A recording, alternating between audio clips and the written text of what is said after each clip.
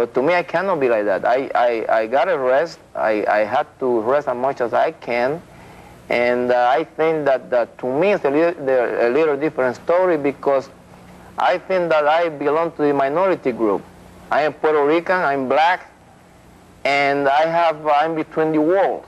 Roberto Clemente was right about what baseball needed most, and for decades, almost nobody listened. On December 31st, 1972, he climbed onto a cargo plane loaded with food and medicine for earthquake survivors in Nicaragua. He had already sent 3 flights of aid. He learned corrupt officials were stealing the supplies before they reached anyone, so he decided to go himself and make sure the help actually arrived. He was one of the biggest stars in baseball. He did not have to be on that plane. He got on anyway. I am Mason, and this is Baseball Icons. Most people who know Roberto Clemente's name know only one version of him, the smiling humanitarian, the selfless saint who gave his life trying to help strangers he had never met. That version is completely true, but it is also the easy, comfortable part of a much bigger story. Over the years, that gentler image has been polished and repeated so often that it has quietly pushed aside another side of him, a side that was outspoken, sharp, and often inconvenient for the people running professional baseball. Clemente was not just a man who gave away supplies. He was a man who studied exactly how power worked inside his own sport, who understood who benefited from keeping players quiet, and who refused to stay quiet himself. To understand why he made that choice, you have to go back to where he came from. Roberto Clemente was born in 1934 in Carolina, Puerto Rico, into a family that knew hard physical work up close. His father, Melchor, was a foreman in the sugarcane fields. His mother, Luisa, worked as a domestic laborer to help support the household. Roberto was not shielded from any of that. From the time he was 8 years old, he worked alongside his father, loading and unloading trucks. During harvest season, he cut cane in the fields himself. He took a job delivering milk and saved his earnings for 3 straight years just to afford a used bicycle. That was his childhood. Constant labor, small rewards, and a very early understanding of what it meant to earn something the hard way. A local scout named Roberto Marin discovered him almost by accident, watching a teenager hit tin cans with a stick just to sharpen his hand-eye coordination. That single habit turned into a signing with the Santurce Cangrejeros of the Puerto Rican Professional Baseball League for a bonus of $400 and a salary of $40 a week. Around that same time, Clemente watched Negro National League star Monte Irvin play, and it was Irvin's graceful defense and powerful throwing arm that became the model for the way Clemente approached the outfield for the rest of his life. Watching Irvin move so easily around the outfield and throw with such total confidence gave a teenage Clemente something concrete to aim for, proof that the kind of player he wanted to become was not just possible in theory, but already walking around on a real field right in front of him. He also noticed something else. American newspapers were quick to turn white stars into legends, while the Spanish-speaking baseball world had almost no icon of its own to point to. He wanted to be that icon. Nothing about that ambition came from vanity. It came from watching his own parents work themselves to exhaustion for very little in return, and from growing up in a community where almost everyone's story looked the same: long hours, small wages, and very few chances to change your circumstances. Clemente carried that awareness with him into professional baseball the way another player might carry a batting stance or a throwing motion. It was simply part of how he understood the world, long before he ever wore a major league uniform. Years later, teammates would notice that he never talked about money or fame the way some players did. He talked instead about responsibility, about what a person owed to the people around him once he had been given more than they had. In 1954, the Brooklyn Dodgers signed him for a $10,000 bonus, which under the rules of the time made him what was called a bonus baby. Bonus babies were supposed to stay on the major league roster. Instead, the Dodgers quietly sent him to their AAA team, the Montreal Royals, where manager Max Macon limited his playing time on purpose, hoping to hide his talent from other teams before the Rule 5 draft. It worked exactly as management intended, and it frustrated Clemente to the point that he considered walking away from baseball altogether. That frustration showed up in flashes of temper. During his early professional years, he reportedly destroyed somewhere between 15 and 20 batting helmets, smashing them out of pure anger at a system designed to hold him back. On top of that, a serious car accident in late 1954 left him with damaged spinal discs, and he played through chronic back pain for the rest of his career because of it. Still, his reflexes were sharp enough that he was hit by a pitch only 35 times across his entire 18-year career, an unusually low number for a player who stood so close to the plate. The Pittsburgh Pirates drafted him first overall in November of 1954, and he stepped straight into an America still deeply divided by race. As an Afro-Latino man, he faced what has been described as a double strike of discrimination, judged both for his skin color and for his heritage. He had grown up in a Puerto Rican society where racial lines were far less rigid, so the segregation he encountered during spring training in Fort Myers, Florida, hit him hard. His white teammates sat down for meals in restaurants. Clemente and the other black players waited outside on the team bus. He did not accept that quietly. He confronted teammates who held prejudiced views, and he pushed the Pirates organization to arrange separate transportation so black players could eat somewhere that would actually serve them. The press did not make things easier. Sports writers routinely anglicized his name to Bob or Bobby, and when they quoted him, they printed his English phonetically in a way designed to make him sound uneducated, even though he was speaking his second language fluently. When his back injuries forced him out of the lineup, reporters called him a hypochondriac and accused him of laziness. When a white star like Mickey Mantle sat out with an injury, the same reporters called it a tragic sacrifice. Clemente pointed out that double standard publicly, again and again, refusing to let it pass unchallenged. People later described what he faced as a kind of double strike of discrimination, judged unfairly both for his race and for his nationality at the same time. He had not grown up expecting that kind of treatment. Puerto Rican society, for all its own flaws, did not divide people along the same rigid racial lines that much of the United States did in the 1950s. Arriving in the middle of the Jim Crow South was, in a very real sense, Clemente's introduction to an entirely different kind of society, one built around rules he had never had to navigate before. Instead of quietly adjusting to it the way the system expected him to, he treated it as something worth fighting, one uncomfortable conversation, and one demand for fair treatment at a time. By the late 1960s, none of that had slowed him down. He was one of the biggest stars in the entire sport. He had won Most Valuable Player honors. He had collected Gold Gloves. He had helped win a World Series. Teammates across the league respected him, and yet he rarely spent time talking about his own numbers or his own fame. He believed a player's responsibility did not end at the foul line. He believed real greatness required serving other people and inspiring the young people who were watching. He put that belief into words that still echo today. If you have an opportunity to make things better for the people who come after you, and you don't do it, you're wasting your time on this earth. That sentence explains almost everything he did with his career, on and off the field. By that point, his resume already spoke for itself. He won 4 batting titles across his career, hit above 310 separate times, and was named National League Most Valuable Player in 1966. He helped the Pirates win the World Series in 1960, and he capped his career with a dazzling performance in the 1971 World Series that many fans consider the finest showcase of his entire game, hitting safely in every single contest of that series. None of those accomplishments made him louder about himself. If anything, the more he achieved, the more convinced he became that achievement without purpose was hollow. During spring training in 1969, the Pirates had just built a new complex in Bradenton, Florida, nicknamed Pirate City, meant mainly for minor league players. Veteran major leaguers had the option of moving into a comfortable resort at nearby Longboat Key instead. Clemente turned that option down. He chose to stay in the plain minor league barracks with the young players. And according to the team's trainer at the time, that decision was entirely political, not accidental. Every night after dinner, he sat outside the barracks and ran informal clinics for players who barely spoke English. He taught them how to order food off a menu. He taught them how to navigate a country still working through racial integration. He taught them how to spot management tactics designed to take advantage of players who did not yet understand their own rights. A teammate later said that listening to Clemente talk felt like listening to a preacher. Clemente would ask the room a simple question that stuck with everyone who heard it. How can some people have so much money while other people are starving? He wanted every young player in that room to understand that professional baseball would not automatically protect them. They had to learn to protect each other. Picture what that actually looked like in practice. A group of teenagers, most of them far from home for the first time in their lives, sitting outside a plain dormitory after dinner, listening to one of the greatest players alive explain how to read a restaurant menu they could not understand, how to spot a manager who was quietly taking advantage of them, and how to hold on to their dignity in a country that was not always eager to extend it to them. None of that ever really made highlight reels. None of it ever showed up in a box score. But for the players who sat there night after night, it may have mattered more than anything that happened on the field that spring. Part of the reason his voice carried so much weight is that he was not speaking from the sidelines. By the late 1960s, Clemente had been elected as the National League's top player representative within the Players Union, a position that put him directly inside the room whenever the league's biggest labor questions were being decided. That role gave him a front-row seat to how the business of baseball actually worked, who profited from it, and how little real say most players still had over their own careers, no matter how famous they were on the field. That instinct for solidarity extended far beyond the clubhouse. Clemente developed a real friendship with Martin Luther King Jr., even hosting him in Puerto Rico and identifying strongly with his broader fight for working people everywhere. When King was assassinated in April of 1968, Clemente was devastated, and he refused to stay quiet about it. He organized his Pittsburgh teammates, including the 11 black players on the roster, to refuse to take the field for their scheduled season opener on April 8th, the day before King's funeral. Major League Baseball had to push back the start of its entire season because of that decision. A group of professional athletes used the one form of leverage they actually controlled, their labor, to make a statement far bigger than any single game. 2 years later, in March of 1970, Clemente took part in the East-West Major League Baseball Classic at Dodger Stadium, an exhibition that raised money for the Southern Christian Leadership Conference. For his role in that game, he received a medallion honoring King, and his family later said it became one of his most treasured possessions. The clearest example of Clemente's influence as a labor leader came on December 13, 1969, at an executive committee meeting of the Players Union in San Juan, deliberately scheduled on his home turf. The meeting had one urgent piece of business: whether the union should support outfielder Curt Flood, who was suing Major League Baseball over the reserve clause, a rule that bound a player to one team for as long as that team wanted him, with no say in the matter. At the time, the union under Marvin Miller was still young, having only recently negotiated its second agreement with the owners. That earlier deal had lifted the minimum player salary from $7,000 to $10,000. Real progress. But players remained almost powerless when it came to choosing where they played or how much they could earn. Curt Flood himself understood exactly what he was risking by filing that lawsuit. He would later explain that challenging the reserve clause meant challenging one of the deepest, most protected myths in American culture: the idea that the business practices running the national pastime were simply beyond question. That was the atmosphere in the room when the meeting began: tense, uncertain, and far from unanimous. The room was split. Player Tom Haller openly wondered whether backing Flood was simply a black thing, rather than an issue that mattered to every player. A young Reggie Jackson mocked Flood's lawsuit, suggesting that only a well-paid veteran could afford to gamble his whole career in court. Shortstop Dal Maxville warned Flood he would end up isolated, comparing him to the Lone Ranger, alone with no one riding beside him. Then Clemente stood up. He explained, in plain terms, why the reserve clause hurt black and Latino players more than anyone else in the room. Because they had no ability to choose where they played, they were often stuck in cities that were openly hostile to them, cut off from any real community, facing constant abuse both socially and in the press. Clemente said that if he had ever had the freedom to choose his own team, he would have picked a city like New York, home to a large and supportive Puerto Rican community, instead of being locked into a much less welcoming situation. He went further, laying out his own math for the room. He estimated the reserve clause had personally cost him around $300,000 in lost career earnings, simply because he had never been allowed to negotiate on an open market. And he reminded the younger players in the room that they owed something to the men who had already sacrificed to open doors for them, and that real solidarity meant being willing to risk personal comfort for people who were not even born yet. His speech changed the entire tone of the meeting. The debate shifted from whether the union should support Flood to how exactly they were going to do it. Flood ultimately lost his case before the United States Supreme Court in 1972, but the unity forged in that San Juan meeting laid the direct groundwork for what came a few years later: the dismantling of the reserve clause through neutral arbitration in 1975, the moment that created modern free agency and gave players the bargaining power they still use today. It is worth pausing here because the version of Clemente most people remember tends to leave this part out entirely. He is often remembered only as a gentle, selfless humanitarian, and every part of that description is true. But he was also a sharp, unafraid labor strategist who understood exactly how power worked inside professional sports, and who was willing to use his own voice and his own risk to change it, even when it made powerful people uncomfortable. Look at how much of what he warned about is still playing out today. In 2019 alone, Major League Baseball generated $10.7 billion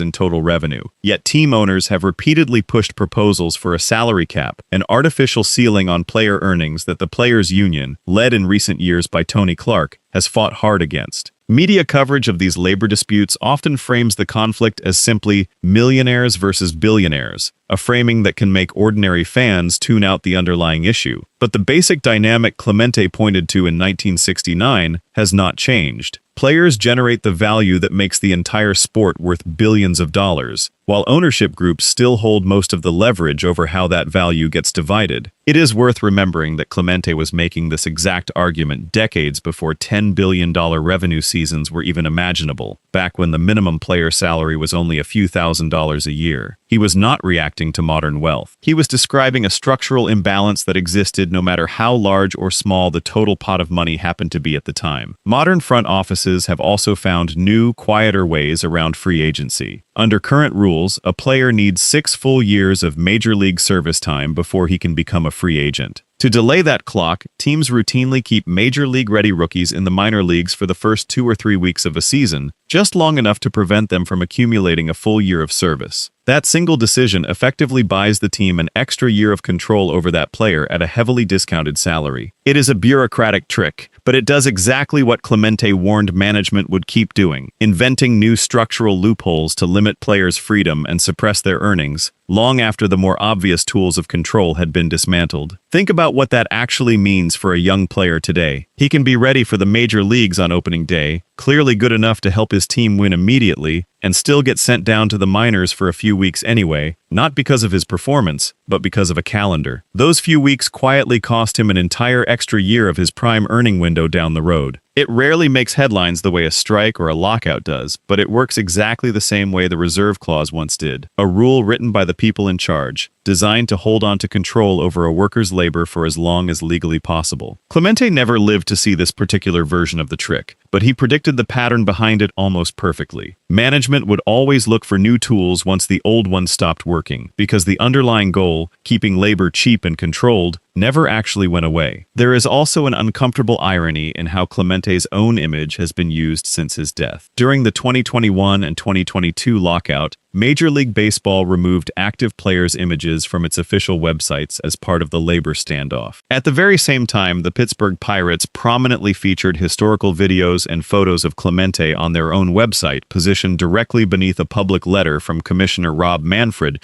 criticizing the players' union. Clemente's legacy was being used to soften public opinion during a fight against the very kind of union protections he had risked his career to build. Around the same period, the government of Puerto Rico used Clemente's name and likeness without authorization on commemorative license plates to help fund a public project, which led his own sons to file a federal lawsuit to protect his name. Decades after his death, institutions were still finding ways to profit from his image while showing far less enthusiasm for the causes he actually stood for. Clemente also believed financial fairness meant nothing on its own if it was not matched by real decision-making power. He argued that Latino players would never earn true institutional respect until they were trusted to lead as managers and executives, not just admired as athletes. That prediction has aged with painful accuracy. Back in 1972, Latino players made up roughly 10% of major league rosters, and the number of Latino managers in the entire league was 0. Today, Latino players make up close to 30% of active rosters, and roughly 70% of all foreign-born players in the majors come from Puerto Rico, Venezuela, or the Dominican Republic. That is a massive, undeniable presence on the field. In the dugout, giving the orders, the picture looks completely different. In recent seasons, only 6 of the league's 30 franchises have employed a Latino manager. Before we count them down, it is worth sitting with why that number matters so much. These 6 men are not just talented individuals who happen to succeed. Each one of them is proof that Clemente's argument was correct all along, that Latino leadership was never missing because of a lack of ability, only because of a lack of opportunity. Every time one of them wins a pennant or a championship, it chips away, just slightly, at the same gap Clemente stood up and challenged in that room in San Juan. Here they are, counting down from 6 to 1. Number 6 is Pedro Grifol, who is Cuban-American and managed the Chicago White Sox through the 2024 season, after building an extensive coaching background across the sport. Number 5 is Oliver Marmol, whose heritage is Dominican-American and who became only the second minority manager in the entire history of the St. Louis Cardinals organization. Number 4 is Dave Martinez, who carries both New York and Puerto Rican roots. roots, and who led the Washington Nationals to a World Series championship in 2019. Number 3 is Joe Espada, who is Puerto Rican, and who climbed steadily through the coaching ranks before finally earning the manager's job with the Houston Astros. Number 2 is Carlos Mendoza, who is Venezuelan, and who became just the second Venezuelan-born manager in Major League history when he took charge of the New York Mets. And number 1 is Alex Cora, who is Puerto Rican and who led the Boston Red Sox to a World Series title in his very first season as a manager. One of the fastest, most complete success stories the position has ever seen. 6 names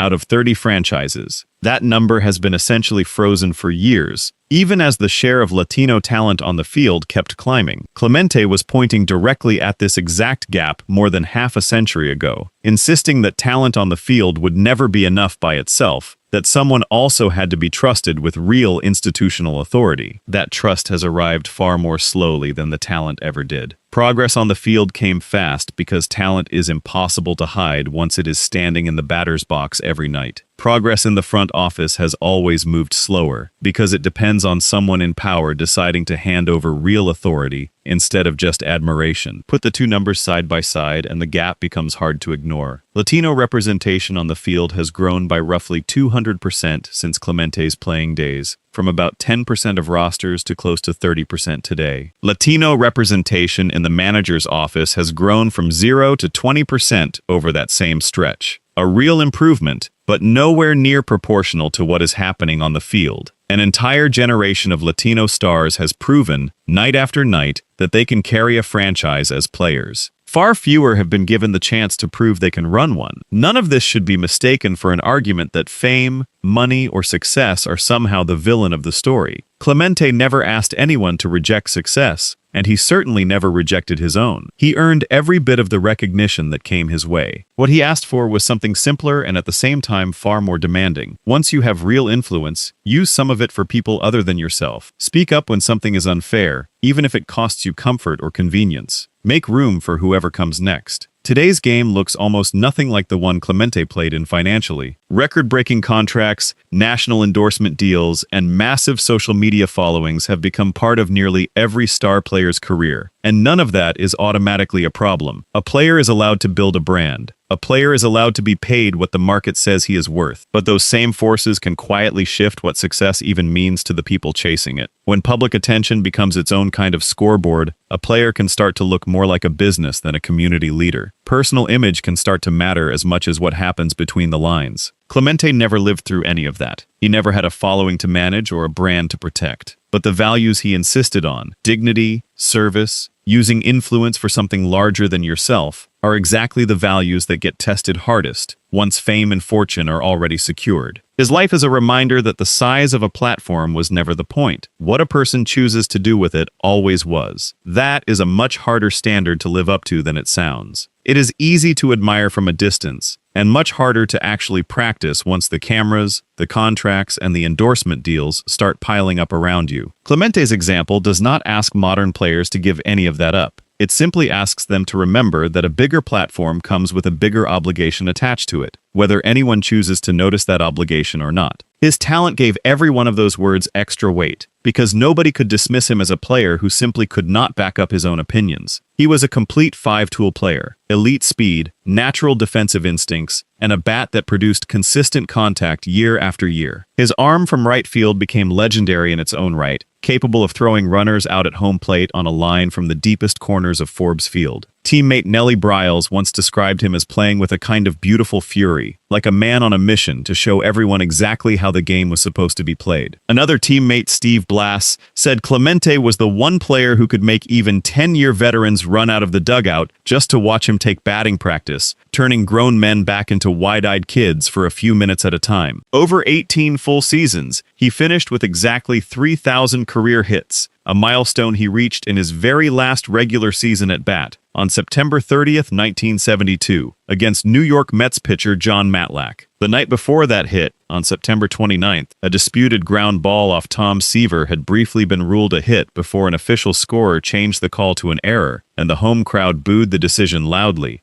frustrated that it delayed his milestone by a single night. His career total of 94.8 wins above replacement ranks among the 25 best of any position player in the sport's history, a number made even more impressive by the fact that Forbes Field's cavernous outfield dimensions routinely swallowed up potential home runs that would have cleared the fences almost anywhere else. Across those 18 seasons, he also finished with 240 home runs, 1,305 runs batted in, 440 doubles, and 166 triples, spread across 2,433 games played. Those are the kinds of totals that usually take a highlight reel all their own, and for Clemente they were almost a footnote to everything else he represented. In the final months of his life, there were strange, unsettling signs that something was wrong. In late September of 1972, a threatening letter written in red ink arrived at Three Rivers Stadium, warning that Clemente would be shot in right field during the second inning of the very game where he first attempted to reach 3,000 hits. The letter was signed only as a present from a Mets fan, and it was not even opened until months later, in November, though its existence added to a growing, uneasy feeling around him in his final weeks. Teammates recalled him waking up shaken after flights, describing a recurring dream in which a plane crashed and he was the only person who did not survive. He told friends more than once that he did not trust old, overloaded cargo planes. On the very morning of December 31st, 1972, his 7-year-old son, Roberto Jr., who had no idea what flight his father was even taking, begged him not to go, telling him he had a feeling the plane was going to crash. None of that stopped him. Whatever unease he felt privately, it never once showed up as hesitation about the mission itself. He had made a commitment to people he had never met, in a country he did not call home, and he treated that commitment as something that simply could not be walked back, no matter how many quiet warning signs piled up around him in those final weeks. Clemente flew anyway. He had personally organized 3 earlier relief flights from Puerto Rico to Nicaragua after a massive earthquake left roughly 10,000 people dead in Managua. When he learned that officials connected to the Somoza dictatorship were stealing the aid before it reached survivors, he insisted on personally accompanying a 4th flight to make sure the supplies finally got to the people who actually needed them. The chartered Douglas DC-7 turned out to be mechanically unreliable and was overloaded by roughly 5,000 pounds. Just minutes after taking off from San Juan, the plane went down in the Atlantic Ocean. His body was never recovered. The depth of the grief that followed showed up in small, painful details. Catcher Manny Sanguillen could not bring himself to attend his friend's memorial service. Instead, he spent days diving repeatedly into the shark-infested waters near the crash site, searching on his own for any trace of Clemente's body. It was not a rational plan. It was not going to bring his friend back. It was simply grief with nowhere else to go. One teammate refusing to accept that a person who had spent his whole life showing up for other people could disappear without anyone at least trying to bring him home. There is one more thread to this story that connects his final act of generosity directly to a much later chapter in baseball history. A young minor league pitcher named Tom Walker had been helping Clemente load heavy boxes of relief supplies that day, and he fully intended to board the flight to Nicaragua alongside him. Looking at how crowded the small plane already was, Clemente told the young pitcher to stay behind in Puerto Rico and enjoy his New Year's Eve instead. Walker did as he was told. 13 years later, Walker's son Neil was born. Neil Walker went on to reach the major leagues himself, eventually winning a Silver Slugger Award while playing for the Pittsburgh Pirates, wearing the retired number 21 that once belonged to the man whose decision, all those years earlier, may have saved his own father's life. It really is a strange, almost completely unbelievable, one-of-a-kind thread to trace back. A single moment of consideration on a crowded runway, a young pitcher sent home instead of onto a doomed flight, and more than a decade later, a whole new life growing up to play the same sport, in the same city, wearing a jersey number that had already been permanently retired in honor of the man who made that choice. Clemente never knew any of that would happen. He was not thinking about legacies or symbolism when he told Tom Walker to go enjoy his New Year's Eve. He was simply making room for one more person, the same way he had been doing his whole life, right up until the very end of it. It took 13 years and a whole new generation for that quiet kindness to reveal its full shape. And even then, it happened almost by accident, the way the truest parts of a person's character usually do, in an era where talent and platform have grown larger than he could have ever imagined. The size of the stage has changed enormously since 1972. The question he asked from that stage, What are you actually doing with the attention you have been given has not changed at all. His greatest legacy was never only 3,000 hits or 12 gold gloves, remarkable as those numbers are. His greatest legacy was a standard he lived by every single day. If you are given influence, use it to make things better for the people who come after you, especially the people with no power to demand it for themselves. He lived by that standard, and in the end, on a runway in San Juan, he died by it too. Maybe the real tragedy of the modern game is not that today's players are paid too much or celebrated too loudly. Maybe it is something quieter than that. The slow fading of the exact kind of political and labor consciousness Clemente carried with him every single day of his career. It is easy, in an era of comfortable, guaranteed, multi-million-dollar contracts, to forget that those contracts exist, because players like Clemente once risked their own careers and reputations to build them. It is easy to enjoy the freedom of modern free agency without remembering the San Juan meeting where a room full of skeptical, nervous players first decided to stand together instead of staying quiet. Baseball loves the sanitized version of Roberto Clemente, the gentle saint who gave everything for strangers he never met. That version is real, and it deserves to be honored. But the fuller version of him, the confrontational union leader who forced his sport to confront its own myths about fairness, deserves just as much space in how he is remembered. Until baseball, its players, and its fans are willing to hold on to both halves of that story at once, his most important warnings will keep going unheeded, even while his image keeps getting celebrated. Baseball can still choose to actually live up to what he asked for. Decades later, it has not fully done that yet. But the door he forced open all those years ago is still standing wide, waiting for the rest of the sport to finally walk all the way through it, the way he already did, once, when it mattered most.